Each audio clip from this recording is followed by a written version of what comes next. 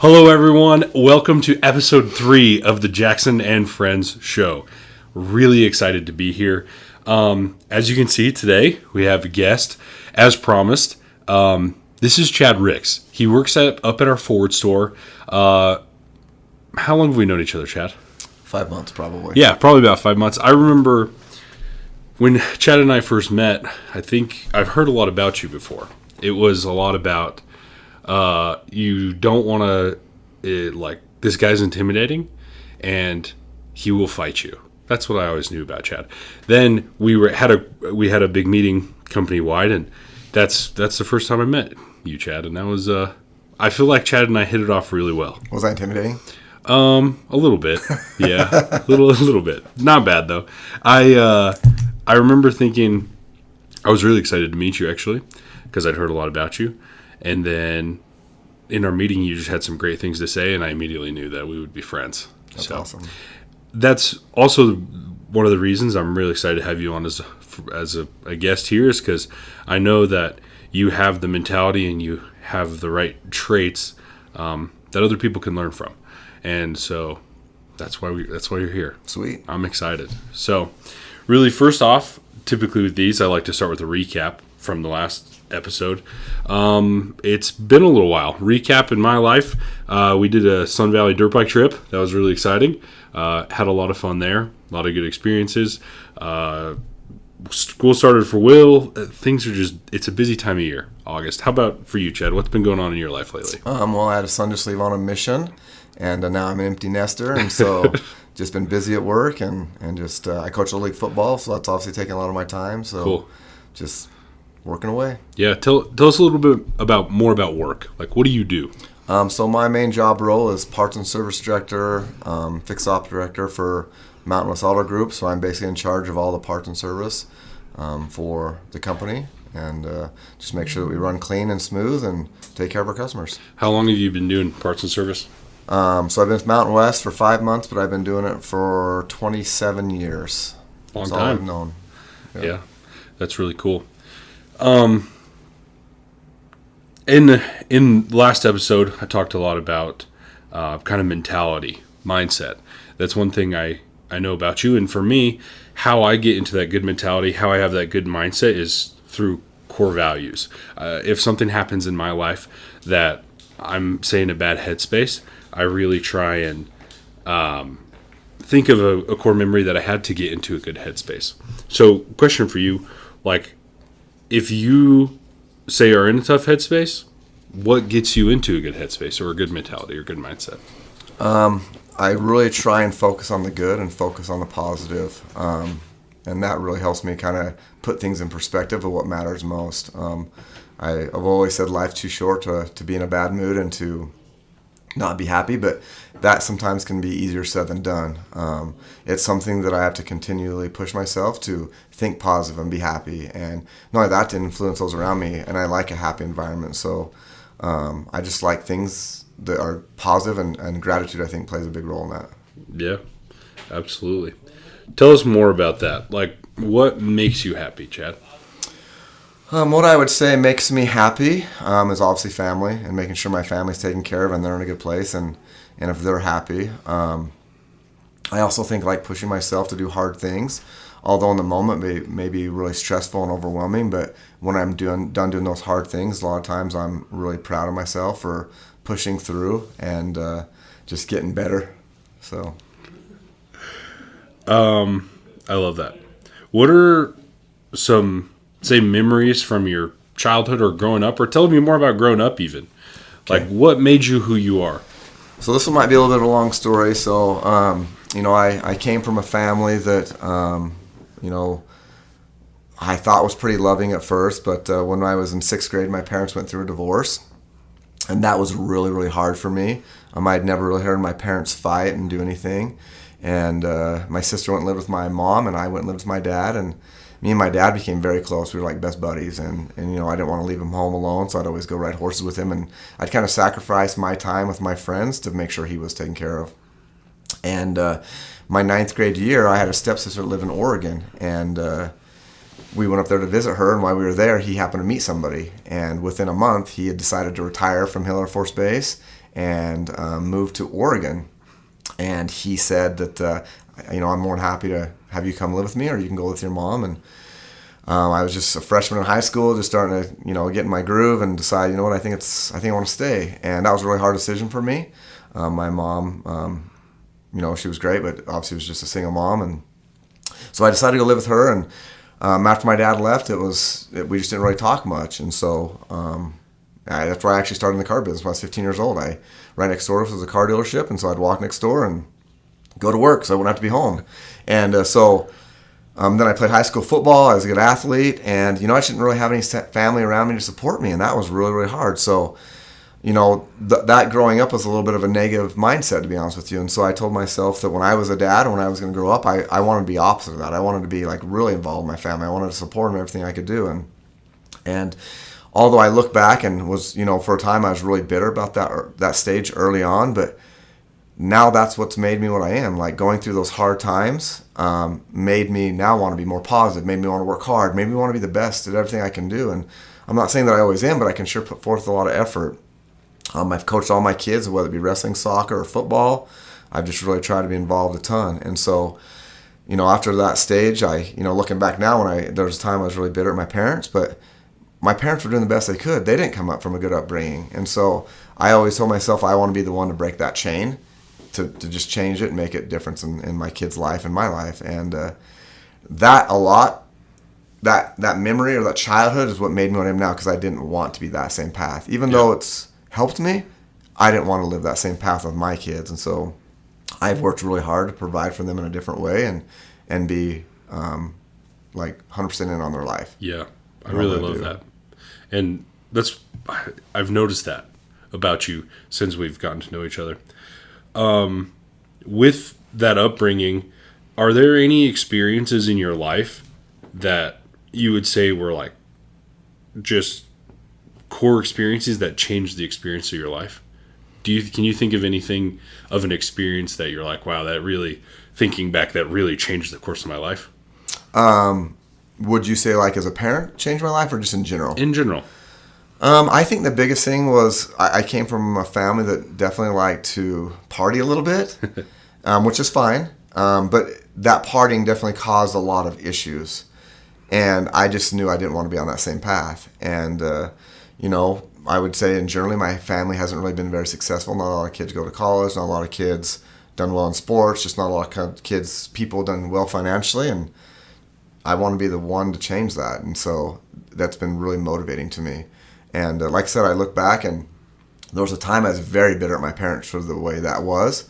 But now, knowing what their life was like as kids, they were doing the best they could. And so I love them for what they taught me and how they raised me, and because nonetheless, whatever I am is from them. Yeah. So, yeah. It can't be easy. I can't imagine that it's easy for you to keep that mindset of, I'm going to break the family chain, because habits, at least in my life, I've known habits, they die hard and they never seem to go away. If you put yourself in a certain situation, it's really hard to overcome that. So how do you overcome those temptations, you could say, or those bad habits? How do you motivate yourself to keep going, to break that chain? That's a really good question, because there are times where you just want to be like, oh man, I'm tired, I want to sleep in, or I want to do this, or I want to do this. But that's what separates the good from the average, is the people that can push through that. I'll just share a quick story. I literally get up every day at 4 o'clock in the morning and go to the gym. I don't need to get up at 4 o'clock. I don't need to be to work between 8 and 9, so I really don't have to get up that early. But, a long time ago, I was taught do hard things and do them well. And so I thought, well, one of the hardest things to do is get out of bed and not hit there and push your snooze. And so I literally go to the gym at 4 o'clock in the morning just to make me better. No other reason than that. I want to get up, I want to get going, I want to get motivated, I want to get moving, and I want to set my day right. And so, is it really hard? I'll just tell her a quick story. Just even a few weeks ago, I was laying in bed, and my alarm happened to go off. It was 4 o'clock. I'm like, oh man, I could just lay here. And by 4:10, I was so mad at myself for waiting 10 more minutes that I just got up, went to bed, or went to the gym, and I just that's the mindset I want. I want to be the guy that pushes through those hard things. And is it always easy? No, it's not easy, but I think that's what makes a difference in people's lives. Absolutely. Having that mindset to just keep pushing forward. I think that's one thing that people struggle with the most is they can't get yourself out of bed. I mean, I have that problem sometimes. The alarm goes off and you're like, oh man, I didn't sleep that much last night. I didn't sleep good. And that's the hardest thing to overcome, I think, for sure. Are there specific steps that you take to get into that good headspace? Definitely. I try and surround myself by positivity all the time. You know, one thing we talked about is my job role for the company. And like I said, I'm fixed operations director for the service departments. And typically everybody that comes to me is upset because their cars are broke down. Like, it's not a happy situation. Yeah. And so but I try and make it positive. I try and take good care of them and do a really good job and let them know that I've got their back. And so some steps I do to make sure that I'm in a positive mindset is, again, I talk about gratitude. Typically your mind can only think about one thing. So you can either think about something negative or think about something positive. And I really focus on the positive. Sun came up today. It's a beautiful day. I have a healthy family. I'm married. I got beautiful kids. Like, there's so many positive things. And those are the things that pushes me forward and keeps me positive. I do not like to dwell on the negative stuff at all. Yeah. Now, I'll let the negative stuff make me better, but I do not dwell on it. I make sure that I just push through it and do everything I can. I like upbeat music. I just like positive stuff, and I like positive environments. I would definitely say my personality is a lot like a cheerleader. I'm always like let's go type person, and I hope I motivate those around me too, because I want the people around me to be positive. Yeah. Because it helps me, and so there's always two ways to look at it, and I'm one of those guys that likes to look at it as a cup half full than rather than half empty. Yeah. Always looking towards the positive. How life-changing can that be? I feel like that if you're only looking towards the positive, that's one of my personal core values in my life is just be positive. Because really every situation, there's two ways to look at it. And if you look at it in the negative, you're never going to be happy because it just doesn't lead to happiness. It really just leads to anger, frustration, where you don't want to be. Whereas if you can look at it in the positive, then the sky's the limit. I also like to think about it. Think about if you have a deadline and you count down. You know, it's like, okay, 3, all right, I've got time. 2, oh, okay, I'm running out of time. 1, it's over. I can't do this anymore. Whereas if you think about it the other way, if you're just counting up, it's like 1, all right, we're just getting started. 2, okay, we can do this. 3, all right, sky's the limit. You know what I mean? Just shifting in the mindset to get the job done and get the job done right, because we're all going to make mistakes. It doesn't matter who we are. It doesn't matter what we're doing. The mistakes are going to happen. But as long as we can push through those, we really can do that. How has you've coached your boys a lot. And not easy stuff. Your boys wrestle. I wrestled. Wrestling is not easy. What are some things you've tried to instill in your boys in sports and in life to make them the national champions that they are? So I've got 3 boys that wrestled, and between them we have 9 state titles in the state of Utah, and multiple other accolades. And I have one son that's a national champion in the JUCO level, and then another one's a runner-up, and then I also have a daughter that played P1 soccer. So we've played a lot of high-level sports, and you know, I would think early on I was probably a little bit too hard on them. Like if they'd lose a match, I'd kind of get really upset and get really mad at them, and I do think that motivated them to get better. But the older in life I got and the better I got as a coach, the more I started focusing on, like, okay, we lost the match, but how can we make that match get us better? So rather than dwelling on, God, you lost a dang match, like, come on, I started thinking, okay, well, this is what we did wrong, how do we fix it? And that's made a huge impact, not only for them, but for me, you know, trying to find ways to fix things rather than dwell on the bad. You know, and this is kind of what happened. I had one son that sometimes would focus on the loss, and it would be devastating to him. And so then he couldn't focus on the good or focus on the good things he did. And I'll just use a quick example. Like he used to wrestle and he'd beat somebody 6-4 and he got the win. And usually it was a really good kid he was wrestling, but he was too mad that he allowed 4 points rather than happy that he scored the 6 and won. Yeah. So I just try to change that mentality in all my kids. Like, be happy with the wins. You know, and I think we're all a little bit hard on ourselves that way. Including myself to this day, like all the time I'm like, oh, you need to do better. And then I literally just saw a thing on Instagram the other day that said, count your wins. Even if they're small wins, count your win. Just like the other day when I wanted to sleep in bed for 10 minutes and I got out of bed. That's a win. Yeah. Because there's a lot of people that just would have laid in bed. Absolutely. So I'm a little bit better. Yeah. I worked a little bit harder. So I just try and like look on those things and have them make me better, and then turn it into a positive scenario. Because a lot of times you'll learn more from a loss than you will from a win. Yeah. And so I think that makes some character. I totally agree with that. I know, Chad, you have a lot of quotes. I know you got bracelets. What are some of your favorite quotes just to keep you going and keep you in that positive mentality? So I have a lot. One of my favorite one is effort always wins. And like I said, I coach football, I coach wrestling, I coach soccer, I run a whole bunch of service shops. And a lot of times you're not the most talented. You're not the fastest. You're not the biggest. You're not the strongest. You may not be whatever. But usually the one that works the hardest usually wins or develops better.